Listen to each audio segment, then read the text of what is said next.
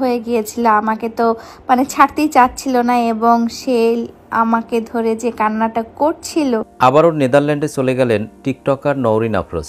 দেশে এসেছিলেন মাত্র কিছুদিনের জন্য, হঠাৎ করে আবারও দেশ ছেড়েছেন সেই সুদূর নেদারল্যান্ড। বিদায়বেলায় স্বজনদের সাথে কান্নায় ভেঙে পড়েন নওরিন আফরোজ পিয়া।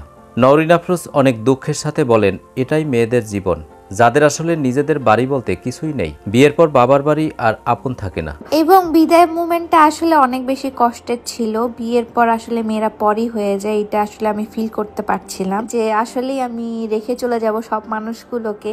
এটা আসলে ভাবতে অনেক বেশি অবাক লাগে, বাট কিছু করার নেই, মেয়েদের জীবনটাই এরকম, তাই না?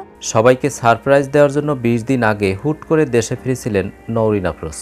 তবে দেশে এসে বেশি দিন আর থাকতে পারলেন না এই জনপ্রিয় টিকটকার আফরোজ প্রিয়া। একে একে সবার কাছ থেকেই বিদায় নিতে থাকেন। দেশ ছাড়ার সময় সবাইকে বুকে জড়িয়ে অজরে কান্না করেন পিয়া। নিজের ব্যবসার কারণে শর্ট টাইম দেশে আসেন নওরিন। বিশেষ করে একটি শোরুম ওপেন করার জন্যই দেশে আসছিলেন। ব্যবসার কাজে এতটাই ব্যস্ত ছিলেন তাই সবার সাথে দেখা করতে পারেননি, এমনকি শ্বশুরবাড়িতেও ছিল মাত্র একদিন। এবার নেদারল্যান্ডে গেলে 5 বছরের আগে আর দেশে ফিরবেন না নওরিন আফরোজ। দর্শক, নিয়মিত এমন আপডেট পেতে লাইক সাবস্ক্রাইব করে আমাদের পাশে থাকুন। ধন্যবাদ।